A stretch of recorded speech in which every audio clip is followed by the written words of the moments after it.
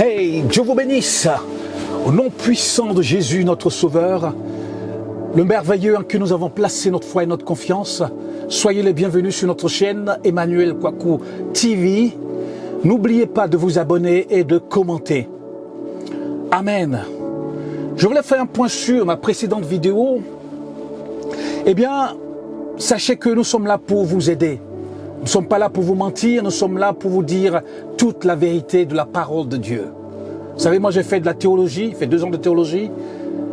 J'ai servi Dieu dans les assemblées, que ce soit les assemblées, il y avait des Blancs, des Noirs, ou des Africains, ou des Antillais. Donc je connais un peu comment fonctionnent les églises, je sais ce qui se passe dans les églises. Donc si nous vous donnons des conseils, ce n'est pas des conseils comme ça en l'air. C'est parce que, eh bien, nous avons vécu ces choses dans nos assemblées. Et nous, ça fait longtemps, plus de 30 ans, que nous servons Dieu et nous sommes quand même expérimentés pour vous apporter ces conseils. Et pour ceux qui viennent commenter sur notre chaîne, certains, j'espère que vous ne venez pas pour insulter, pour dire des choses. Des fois, vous ne vous rendez pas compte qu'il y a des inconvertis même qui viennent lire vos commentaires. Oui, il y a des inconvertis qui viennent lire vos commentaires. Et il faut savoir que moi, ça fait 30 ans que je suis marié. Ce n'est pas 30 jours ni 30 mois. Ça fait 30 ans cette année. Je fête mes 30 ans de mariage avec mon épouse. Donc ça fait quand même beaucoup d'années d'expérience. Voyez-vous, et même vos pasteurs que vous avez, nous avons commencé le ministère avant eux. Et ils devaient être peut-être dans l'assemblée ou je sais pas, à l'école du dimanche, vos pasteurs que vous avez. Moi, je suis plus âgé qu'eux. Et certains viennent écrire des choses. Un manque de respect, de foi, pas possible. Alors que nous sommes là pour vous aider. Et quelquefois, vos pasteurs parlent de vos perruques ou même de vos make-up. Vous ne dites rien. Mais nous, quand on vous parle, on vous dit la vérité. Parce que peut-être qu'on n'a pas cette assemblée, grande assemblée, méga church, je sais pas quoi. Eh bien, vous venez dire des choses, insulter ou dire des choses désagréables. Écoutez, vous faites comme vous voulez. On n'est pas là pour imposer quelque chose à quelqu'un. Mais nous sommes là pour vous dire toute la vérité. Et dans le respect et dans l'amour en Jésus-Christ. Amen. Merci Seigneur. Et aujourd'hui, nous voulons parler de pourquoi les jeunes hommes hésitent à se marier. Pourquoi les jeunes hommes hésitent à se marier. Voyez-vous, nous avons été éduqués par nos mamans. Moi, personnellement, je n'ai pas eu ma maman parce que lorsque je suis né, ma maman est décédée après. Alors, j'ai passé toute ma vie avec ma grand-mère. Donc, nous avons grandi auprès de nos mamans et de nos grand-mères. Et comment elles nous ont montré l'amour? Parce que la base, c'est ça. Comment tes parents t'ont montré l'amour? Cher monsieur, comment tes parents t'ont montré l'amour? Nos mamans, eh bien, pour nous montrer l'amour, parce que peut-être aussi que leurs parents ne leur ont pas montré vraiment ce que c'est que l'amour, qu'est-ce qu'elles faisaient? Elle disait mange, elle te prend dans ses bras et tout ça, elle te dit mange. Elle montre son amour seulement que peut-être dans la nourriture. Voyez-vous, mange. Voilà où elle te prend un petit peu comme ça, elle te met sur ses genoux. Mais on ne nous a pas appris ce que c'est que l'amour véritable. L'amour qui sort de son cœur, l'amour manifesté, l'amour simple. Quand tu dis à quelqu'un dans l'église, tu sais mon frère, je t'aime, ou tu sais ma soeur, je t'aime. Eux déjà ils pensent à autre chose. Mais parce que ces gens n'ont pas compris l'amour véritable. J'ai dit à une sœur antillaise un jour, c'est ma sœur, je t'aime en Jésus-Christ. Mais elle a commencé à dire des choses qui n'avaient rien à voir avec ce que c'est que l'amour. Vous savez, nous on a été jeunes et on pensait que l'amour c'était d'avoir une copine et aller avec une copine et vous voyez, on a été jeunes. Moi j'ai grandi en Afrique. On pensait que l'amour c'est vraiment avoir une copine, coucher avec sa copine et faire tout ce qu'il y a à faire. On pensait que c'est ça l'amour. On ne savait pas manifester l'amour. On pensait que l'amour était simplement que sexuel. Mais l'amour n'est pas que sexuel. L'amour, c'est sa présence à côté de l'autre. L'amour manifesté par le cœur. L'amour dans les gestes. L'amour dans plusieurs choses. Mais on ne nous a pas montré cela.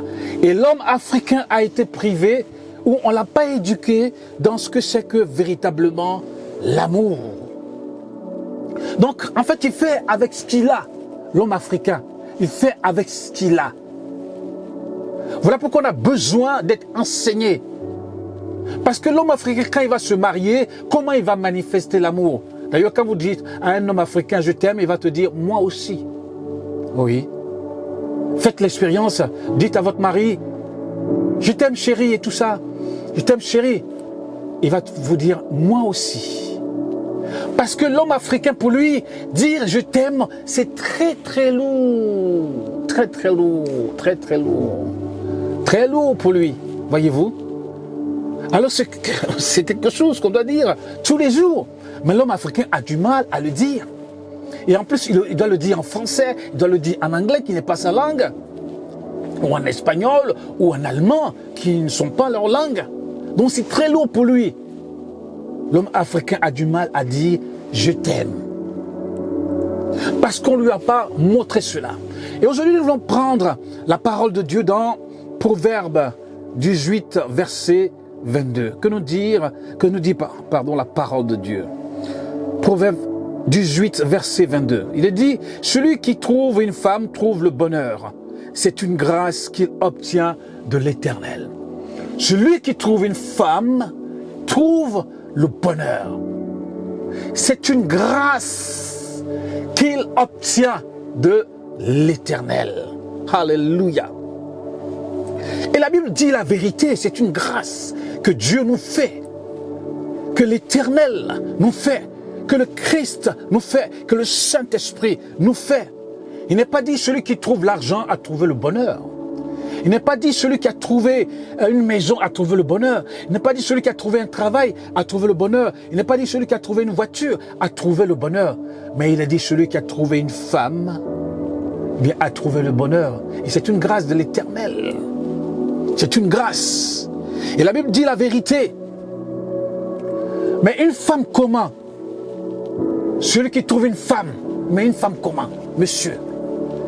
Une femme de vertu, une femme de qualité, une femme bien éduquée, une femme intelligente, une femme qui sait aimer, une bonne femme, une femme de Dieu, une femme qui a la crainte de Dieu, une femme qui a la crainte de l'Éternel, une femme qui sait aimer, une femme qui sait te soigner, une femme qui sait ouvrir son cœur. Oui, les sœurs, sachez que des fois, vos maris sont malades. Il faut les guérir par l'amour. Parce qu'on ne leur a pas montré ce que c'est que l'amour. La femme a plus tendance à aimer plus, je dirais, parce qu'elle sait ce que c'est que l'amour. Mais les hommes, ils ne savent pas ce que c'est que l'amour. Et les hommes ont besoin d'être guéris. Dieu doit nous guérir. Et on doit ouvrir nos cœurs afin que Dieu nous guérisse. Voilà pourquoi des fois certains hommes hésitent à se marier. Parce que des fois ils ne savent pas vraiment ce que c'est que l'amour. Certains pensent que l'amour c'est d'aller avec les sœurs. Ou de coucher avec des sœurs. Non! C'est pas ça l'amour. Tu n'es pas marié. Pourquoi tu fais ça? Il dit celui qui a trouvé une femme a trouvé le bonheur. Une femme paisible, une femme douce, bien éduquée, une femme de vertu. Alléluia. Pourquoi les jeunes frères hésitent à se marier? Vous savez, des fois les hommes, ils se font des idées dans leur tête. Ils se font des idées. Ils pensent que la femme qui doit marier doit être comme Beyoncé, doit être comme Rihanna. Voilà. Imaginez-vous. La femme de ses rêves, la femme qu'il a imaginée dans sa petite tête, qu'il a configurée dans sa petite tête. Mais mon frère, dans l'église, c'est vrai qu'on peut avoir il y a aussi des belles sœurs qui sont belles dans les assemblées. Tu ne trouveras pas Beyoncé. Tu ne trouveras pas Rihanna. Quoi qu'il y a des sœurs qui ressemblent à Rihanna ou il y a des sœurs qui ressemblent à Beyoncé. Mais le Seigneur ne te donnera pas Beyoncé ou ne te donnera pas Rihanna. Dieu te donnera ce qu'il te faut, ce que tu as besoin. La femme qu'il te faut, la femme qui va t'accompagner toute ta vie, qui va t'aider. dans ton ministère, dans ton travail. La femme qui va te prendre ici et qui va te mettre là. Parce que la femme a la capacité de te prendre là et de te mettre ici. Voilà pourquoi ceux qui se marient mal, eh bien, si tu te maries mal, eh bien, elle va te mettre ici. Dieu va te donner ce que toi-même tu ne sais pas. Parce que Dieu te connaît plus que toi-même. Dieu connaît le jour où tu es né et le jour où tu partiras. Et Dieu te connaît plus que toi-même. Et certains ont configuré des filles dans leur tête. Et s'ils ne trouvent pas la fille dans l'église, eh bien ils cherchent toujours, alors que des fois le Seigneur a mis la sœur devant toi pour toi. Et comme la sœur que Dieu a mis devant toi ne ressemble pas à ce que tu as configuré dans ta tête, à ce que tu as imaginé dans ta tête, à ce que tu penses que c'est la fille de tes rêves, eh bien, tu ne fais pas attention à la sœur qui est devant toi. Alors que le Seigneur a prévu cette sœur, a préparé cette sœur, a modelé cette sœur pour toi. Parce qu'elle ne ressemble pas à la forme, c'est pas Gita ou Coca-Cola, eh bien, tu penses que c'est pas elle, mais c'est la femme qu'il te faut pour ta vie. Eh bien, c'est la femme qu'il faut pour éduquer tes enfants. Des enfants qui vont accepter Christ et qui seront dans l'église et qui vont, n'est-ce pas, permettre à Dieu de pouvoir continuer l'église. Certains, n'est-ce pas, je dirais, pensent que, eh bien, leur femme doit être comme ce qu'ils ont imaginé. Non. Certains disent, parce qu'ils ont été déçus, ils disent, voilà, nous aujourd'hui on se concentre sur l'argent, nous les filles maintenant c'est bon, on se concentre sur l'argent, hein. Le mariage c'est vraiment secondaire pour nous, donc nous c'est l'argent, on se concentre sur l'argent et puis on verra le mariage, on verra, hein, pendant ce temps ils se concentrent sur l'argent, mais de l'autre côté ils forniquent, ils font n'importe quoi, ils commettent des choses, voyez-vous. Donc ils se concentrent plus sur le mariage, et eux c'est l'argent, c'est l'argent, c'est l'argent. Mais il n'y a pas que l'argent. Bill Gates, il a divorcé. Celui d'Amazon aussi, il a divorcé. Voyez-vous? Dieu a prévu une femme pour vous.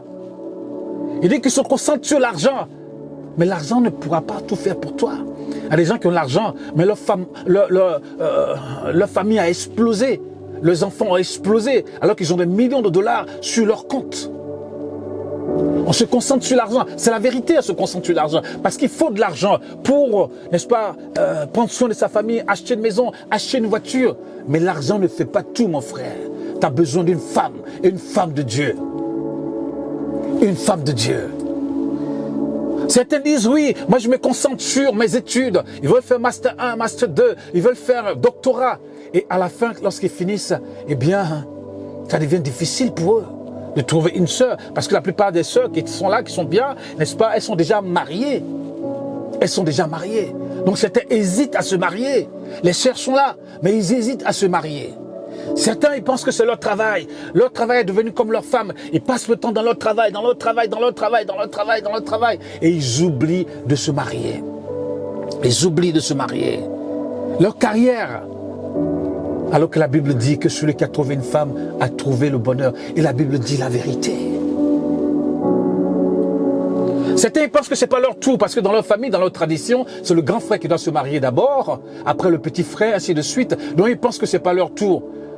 Ils pensent que bon, on doit respecter la tradition et tout ça, alors que le Seigneur a prévu une sœur qui est pour toi, qui est là devant toi, ou dans une autre assemblée, ou je ne sais où. Le Seigneur a prévu quelqu'un pour toi. Et ils hésitent à se marier. Ils mettent la tradition au-dessus de la parole de Dieu. Ils mettent leur culture au-dessus de la parole de Dieu. Lui, il pense que oui, il doit aller se marier au village, devant les parents. Bien sûr, lorsque on rencontre quelqu'un, il faut aller voir les parents, ainsi de suite. Mais lui, il pense que oui, son père doit lui donner une fille, sa mère doit lui donner une fille. Donc il hésite, il est là. Voyez-vous.